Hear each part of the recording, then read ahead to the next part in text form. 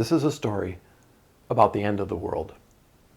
For thousands of years, cultures and religions have told us the end was coming, and we're still predicting it.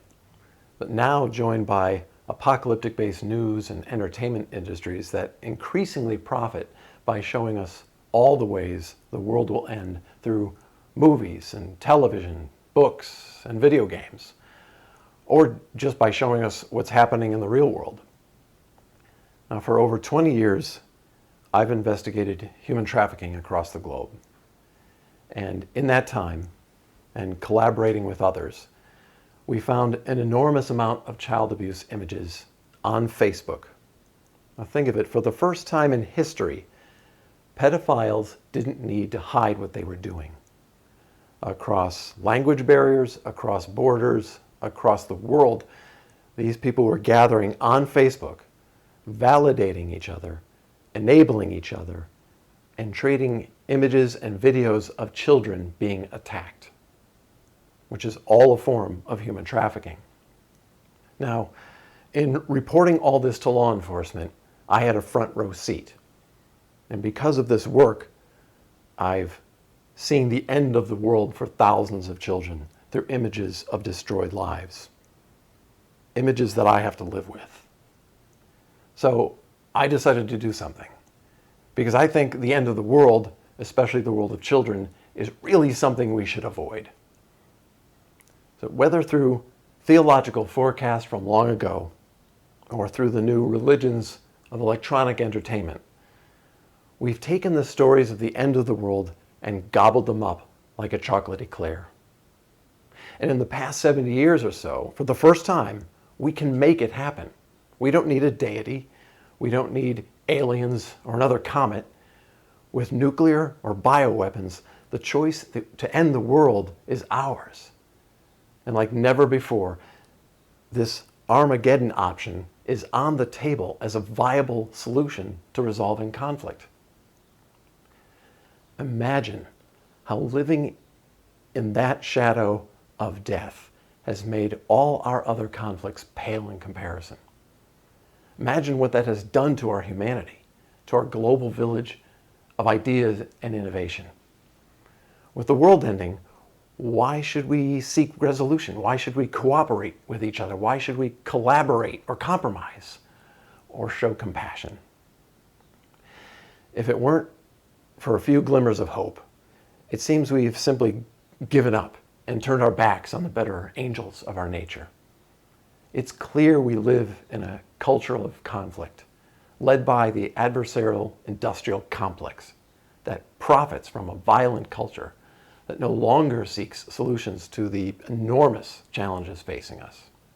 This new industry, built on all forms of conflict, seeks to continually increase the shouting, the fighting, and the arguing.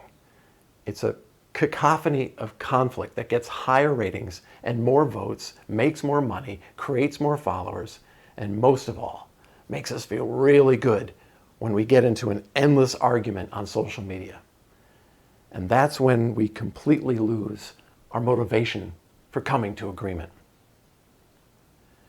Through every form of communication, the adversarial industrial complex produces bitter conflict at higher levels all the time with no end. It's like an addiction. And we, the addicts, always need a bigger dose to feel satisfied. These cultural conglomerates are always there, like our eager dealers, doling out a stronger fix every hour of the day. And like the global heroin supply, the conflict drug is more addictive today than ever before. But conflict is a corruption of ideas. It pollutes the imagination. It bypasses kindness, igniting flames of hatred, intolerance, and violence. Within seconds of experiencing conflict, the stress it brings releases adrenaline and cortisol into your body as if you were actually in danger. And this isn't new. It's mostly a defense mechanism and survival mechanism.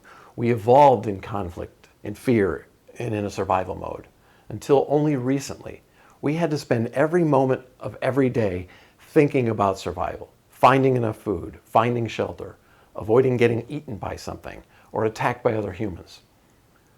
For thousands of years, as our brains developed, we became wired for a lifelong fight for survival. Now, is it possible that we still have our ancestors' mode of thinking lurking within us? That we're still expecting those life or death conflicts every day? That we think we need to keep running even though nothing's chasing us? The question is, are we stuck here in this addiction to conflict? So we started reporting these abusive images of children on Facebook directly to law enforcement, and there were thousands of them. Facebook didn't like that. They told me I should report the images directly to them and only to them. Now, these images were clearly criminal. So I asked Facebook, what other crimes exist that should be reported to a corporation instead of to law enforcement? Now, of course, there aren't any. And that is when Facebook stopped talking to me completely. Now, I had never been in a conflict like this before. It was just me, my computer, no money, against one of the world's largest, most influential tech companies. And after fighting them for about a year with no chance of winning, a very wise mentor of mine suggested that I step away from the conflict, because he said conflict was just one option. Why not try compelling Facebook to change? Now, I didn't even know what that meant, because I wanted to fight and I wanted it to get nasty. The darkest motives of human nature inevitably seep into our lives. They remain woven throughout our delicate fabric of this vulnerable planetary community. Advanced science, communications, government cooperation, and commerce have unintentionally conspired in providing us with the sense that we have moved beyond chapters filled with senseless violence, especially violence against children. No matter how civilized, evolved, or advanced we become, hatred peers in our windows. The story of humanity is filled with men who come in the night, ending the world for mothers, fathers, and children. The killers of dreams exist in all generations. It's one of our constants. In roughly the past century, the same human endeavors that carried us to new levels of knowledge, comprehension, and understanding also gave evil the diabolical tools to destroy millions of lives at a whim. Higher levels of technology don't equate to higher levels of wisdom or benevolence, only to higher levels of ability, both wondrous and insane. Much of our current addiction to conflict is played out through our own personal worldview, our politics. And the harsh reality is that we're now behaving more like politics than like ourselves. Ezra Klein, author of the book Why We're Polarized, says, "We're so locked into our political identities that there's virtually no candidate, no information, no condition that can force us to change our minds. We will justify almost anything or anyone so long as it helps our side. And the result is a politics devoid of guardrails, standards, persuasion, or accountability." So this is identity politics at its most powerful and divisive. And it crosses over to identity media, identity entertainment, identity religion, and our virtual identity on social media. And isn't online conflict the absolute easiest? It has no consequences. Not many of us would take some of the harsh things we say and post online and say them to someone in person. Our culture of conflict glorifies the act of destroying the very people whose cooperation we need. The act of calling for reconciliation, conflict resolution, problem solving, and collaboration has become an absurdity. We label those who compromise in order to find the best solutions as weak and as traitors. If they don't agree with us 100% all the time, then they are the enemy and the cause of all our problems. No matter what they say or do, no matter what solutions they may bring, none of it matters. The only acceptable solution is their eradication. But all this doesn't mean that we're stuck in one position. Ezra Klein asks, aren't we better than this? We have the freedom to choose, don't we? We can go in any direction we want and to make every choice out of compassion instead of conflict. So in time, I put aside the idea of fighting Facebook and searched for something that would compel them to take action and get rid of child abuse on their site. So to protect these children, I decided to imagine compassion. And in that imagining, I began to think of the children first, the children in danger. I imagined giving them a voice and telling their stories of how they see the world. My conflict with Facebook became a campaign led by compassion for children. And that made all the difference. By leading with compassion, I realized I needed to build an alliance with other people who may not agree with me on everything, but who cared about saving children. This idea would use technology and a message of compassion to rally people from around the world and compel Facebook to shield these kids from predators. After reporting my findings on causes.com, I very quickly gained 100,000 followers, then 500,000. And eventually to this point, where we now have over 1.5 million people in over 100 countries demanding that Facebook protect children, with over 400,000 signatures on a petition to Mark Zuckerberg. Now with that, Facebook has implemented new software and AI tools to locate and remove these images. They've hired thousands of moderators to scour postings and reports, probably the worst and most psychologically damaging job in all of the tech sector. And they now have Facebook liaisons with local law enforcement in offices around the world. They also established a way for law enforcement to quickly gain access to information when a child is in danger or suspected of being exploited. Now, this isn't to say that Facebook has solved the problem. They haven't. There's much more that can be done. But they've started because we compelled them to start. Now, on the momentum of what we did with Facebook, I wanted to address another injustice. Escort advertisements in the Tribune Company's advocate newspapers in Connecticut were proven by the U.S. Department of Justice to be selling human trafficking victims. Owned by the United States' oldest newspaper, these ads ran openly for decades and were a huge source of income for the publishers. And for 5 years, I argued with them to end these ads.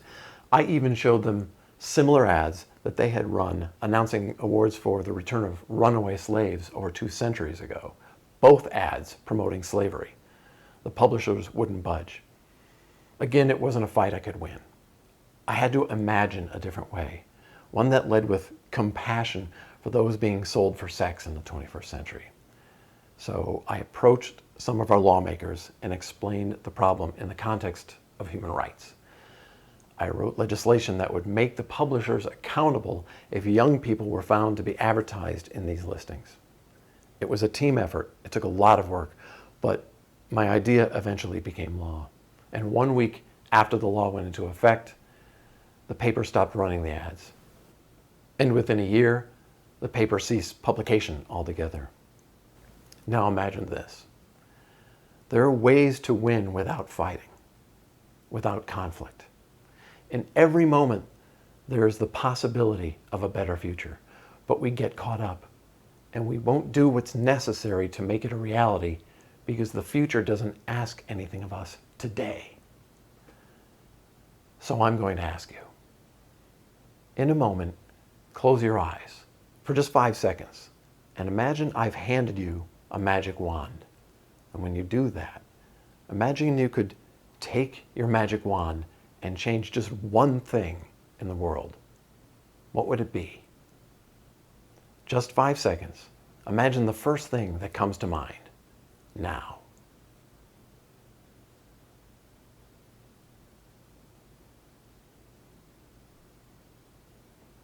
Now, whatever that was for you, remember how important it is, because you can make it happen. And in moments of conflict, imagine compassion. Delete conflict in your life, and you'll delete it in the world. We live in a continually evolving era in which everyone can be heard and make an extraordinary change if they build collaboration with anyone who wants to help. Don't conflict or compete. Just compel with compassion. And adopt a philosophy of no drama. Because whether or not you believe that everyone has a right to live their life the way they want to, they are going to. So don't waste your energy on circumstances that are beyond your control. Stand up and take action. Because if you don't, how will you feel in 10 years? How will you explain doing nothing to your children, to their children, or to yourself? We can't continue to live under these morbid dictates or be defined by those who seek to end all the possibilities of today or the promises of tomorrow. Instead, we can reject the fear and hatred of our enemies. In the face of all threats, you have the opportunity to engage with activists on the ground level and become an activist, whatever that means to you, all on your own. We need the change you will bring to the world. So you have a decision to make. Give into the fear and malevolence thrust upon you, or devote yourself to compassion. We break our culture's addiction to conflict by rejecting it and healing our individual addiction to it. So let's step out of the fray and for a moment imagine compassion, because it's not the end of the world. Thank you.